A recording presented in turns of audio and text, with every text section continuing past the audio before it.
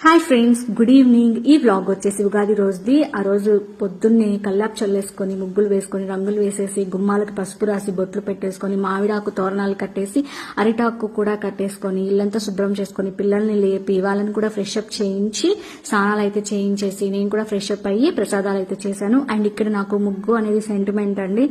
So మనము ముందు రోజు వేసేదానికంటే కూడా ఏ రోజు ముగ్గు ఆ రోజు వేసుకుంటే దానికి పవర్ అనేది ఉంటుంది. ముందు రోజు వేసిన ముగ్గు చెల్లు అవ్వదనమాట. సూర్యోదయం అవ్వక ముందు వేసే ముగ్గు మాత్రమే మనకి ఇంపార్టెంట్.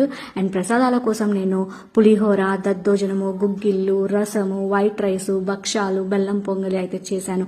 అండ్ ఉగాది అంటే మెయిన్ గా మనకి ఉగాది పచ్చడి కదా. మామిడికాయ, వేప చిగురు, కారము, ఉప్పు, చింతపండు రసము, బెల్లము వేసేసుకొని ఉగాది పచ్చడి చేసి దేవుడి దగ్గర అయితే నైవేద్యంగా చేసి పెట్టుకున్న ప్రసాదాలన్నీ పెట్టేసుకొని పిల్లల చేత గోవింద నామాలు అయితే చదివించాను. ఉగాది రోజు విష్ణువుని కానీ వెంకటేశ్వర స్వామిని